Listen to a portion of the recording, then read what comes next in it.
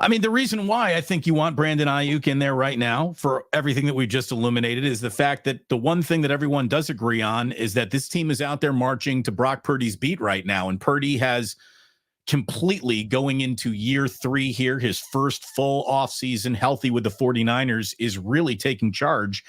And I saw this story on Niners Nation.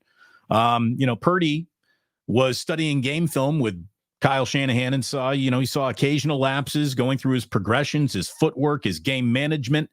During organized team activities and minicamp practices, Purdy clearly in command. He's in meeting rooms and in the locker room. His teammates say that Purdy has been more vocal, a far cry from last offseason when he was recovering from elbow surgery and unable to take any work that he was doing into the classroom out on the field with him. So this is, it's the 49ers offseason that they've been hoping for, that they've been wanting. They've got it. And it just feels like $4 million to not have Brandon Ayuk in there, just working out, getting everybody back on the same page. No more cryptic TikToking and all that stuff. They should just get it done.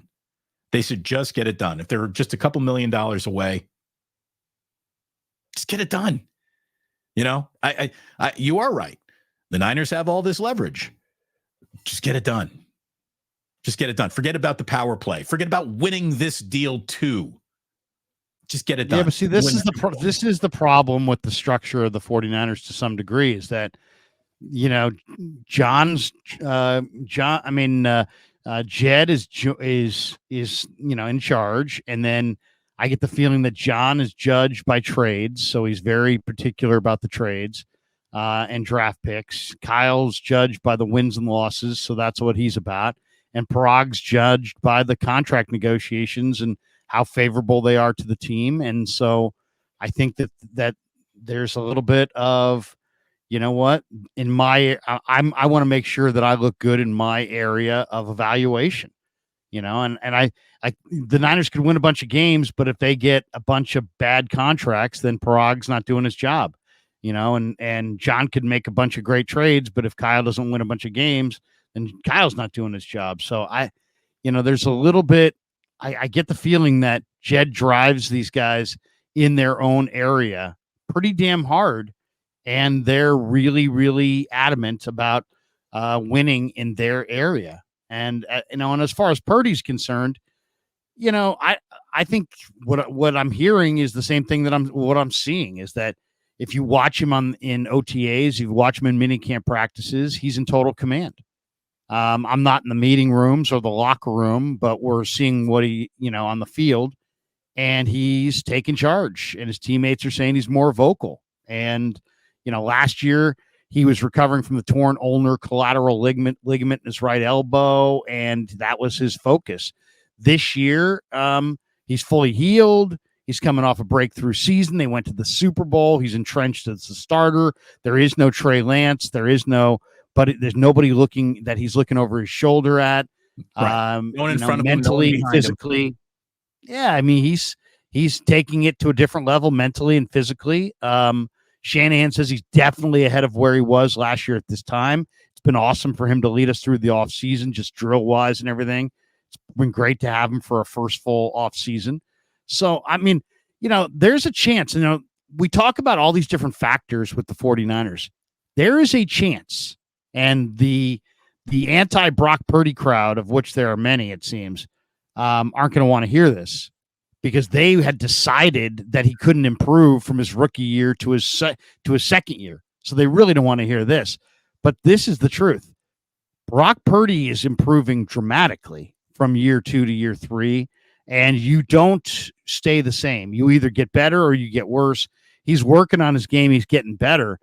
There's a chance, Damon, that his improvement alone is enough to vault the 49ers up a level and into and through the Super Bowl. So, maybe you could say it's wishful thinking, but you know what?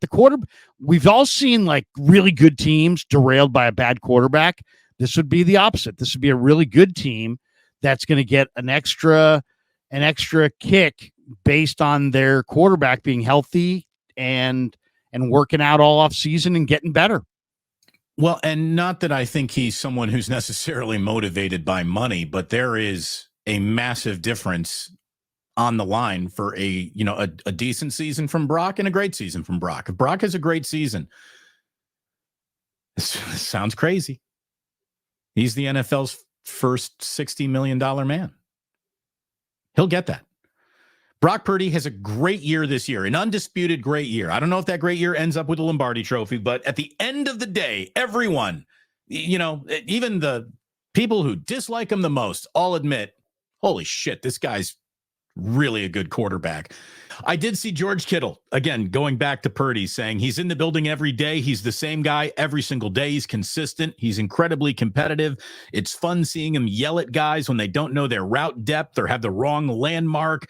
And then he gives us one of the all-timer, just kind of quotes, the gunga galunga, if you will, Bill Murray and Caddyshack. He looks like the guy, which is really nice. The Dalai Lama leaned in and he said, Gunga, Gunga Galunga, which means I will have everlasting clarity in my moment of death, which is nice. But it's somewhere.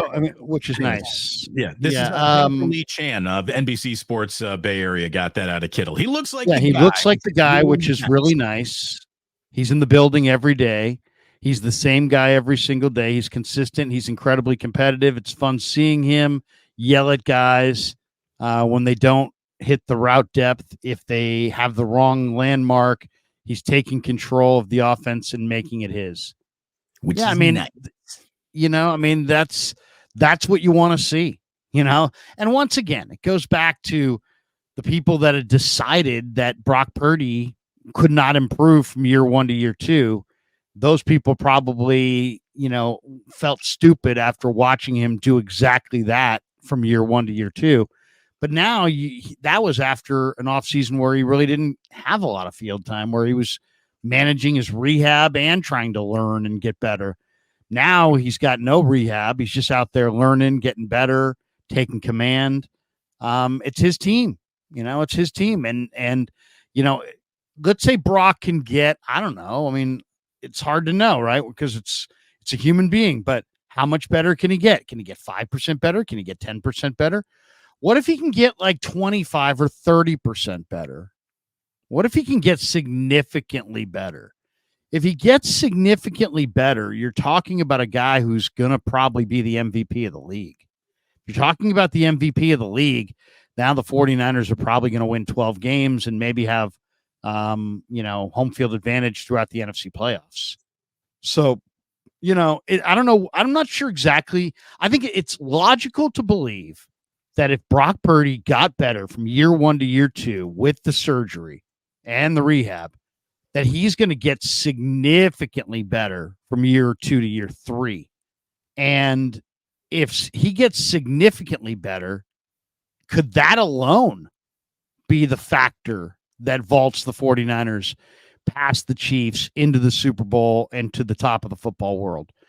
And you know what? I would argue yes. I mean, think about it this way. There's all kinds of teams where you're like, man, that's a good team, but man, the quarterback's weighing them down.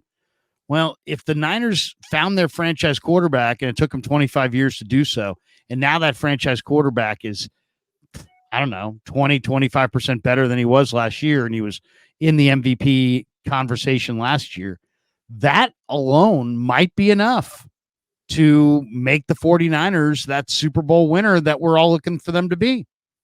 So nobody wants to have that conversation because it's like too positive about Brock Purdy, and being skeptical about Brock Purdy seems like the smarter play. Well, it's the play that gets you clicks, right? It's the play that but it's negative always sounds smarter than positive, right? If you say, hey man, I think 49ers are going 13-4. And then you go, you know what? I hear you, but I'm thinking more like 10-7, whatever. It's like the guy who says 10-7 always sounds a little bit smarter because he's a little bit more negative on the team, right? More skeptical, more, just doubting. More skeptical, You don't want to sound like a homer if you're coming out. But like if you say, let's say you say, hey, Niners are going to win 13 games, man. I'm thinking 13-4. And I come back and I say, hey, you know what? I agree with you, but I think you're off. I think they're going 15-2. Well, What? you then sound smarter because your number was lower. I sound more like, emotional because my number's higher. But I'm just saying the quarterback has a huge impact on things, and it's very reasonable. Like, we used to do an exercise with the Cardinals, Damon, and it was a basic exercise. We did it in the offseason at our meetings. And the meeting was, we would go through the roster, and every single guy in the roster, we would have an arrow, and the arrow either had to point up, down, or horizontal. So in other words, the player's getting better, the player's getting worse, the player's staying roughly the same. And when you can point to the quarterback on this team, the arrow is pointing up. It's not pointing sideways, it's not horizontal, it's not pointing down, it's pointing up. And the guy was already really good. I'll give you and this. Is that enough to take the Niners from, man, they were one of the best teams in the NFC. They won the NFC. They weren't that good in the playoffs, but they won the NFC. And then they lost to the Chiefs. Could that be the difference right there? The improvement curve of Brock Purdy? I would argue it probably could be.